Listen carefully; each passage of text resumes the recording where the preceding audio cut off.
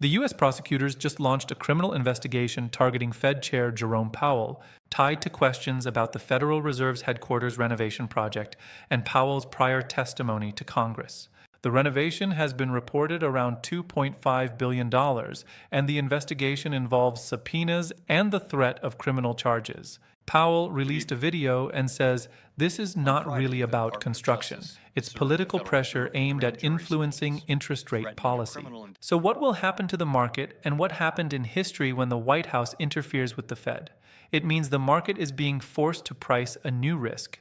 The risk that the world's most important central bank could be pressured, weakened, or politicized. Now, to be clear, the Federal Reserve is designed to be independent, but it's not untouchable. Congress oversees it.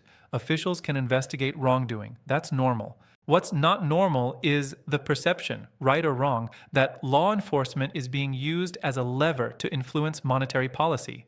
Because once investors start doubting central bank independence, it changes how they price everything: bonds, stocks, the dollar, gold, and even housing.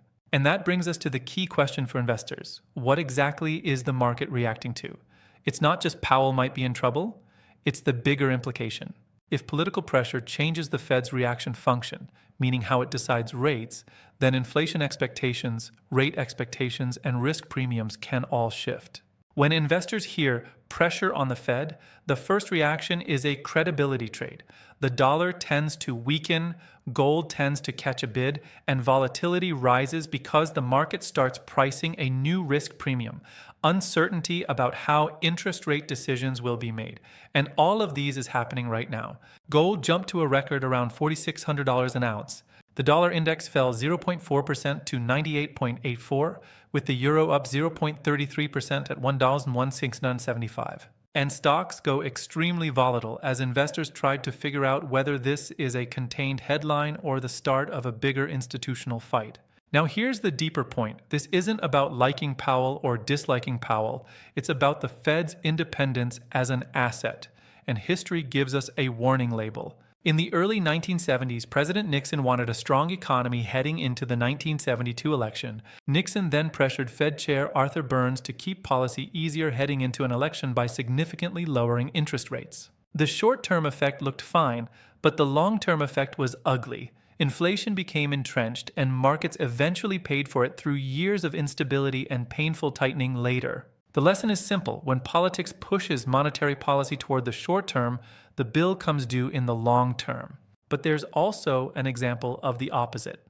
In 1965, President Lyndon Johnson tried to pressure Fed Chair William McChesney Martin to lower the interest rate in order to finance the war effort and maintain economic expansion without raising taxes or cutting domestic spending.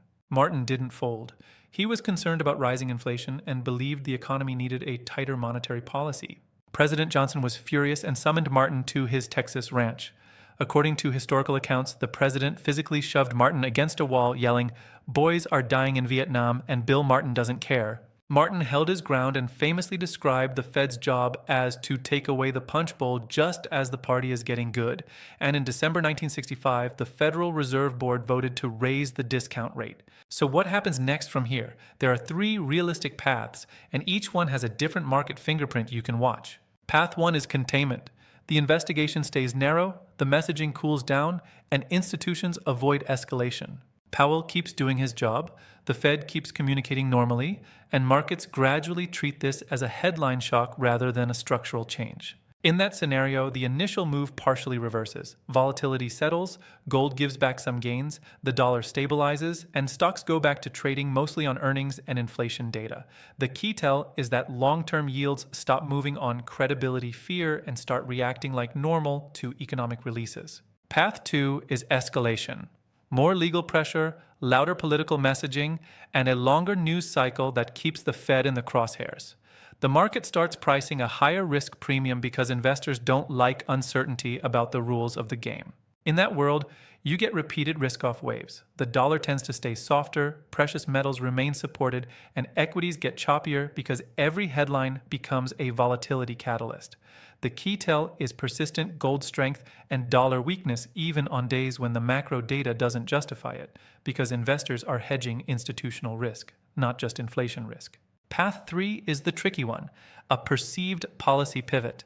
Markets start believing the Fed will turn more dovish than it otherwise would, whether through direct pressure or through a desire to avoid confrontation. On the surface, that can look bullish because easier policy expectations are usually good for stocks. But if that dovishness is seen as coerced, inflation credibility weakens, and long-term yields can rise even while the market prices earlier cuts. That's the toxic mix. A short-term rally in rate-sensitive assets, followed by a longer-term hangover as investors demand a higher risk premium for holding long-duration U.S. assets. The next real checkpoint is the Fed's next scheduled meeting on January 27, 28, 2026. The Fed's policy statement is scheduled for 2:00 p.m. Eastern on January 28th, followed by a 2:30 p.m. press conference. This meeting matters extra because it arrives right in the middle of an institutional credibility debate, and markets will treat the Fed's communication as a stress test. For investors, the takeaway is not to panic trade headlines. Watch the signals that matter: the dollar, long-term yields, inflation expectations, and volatility.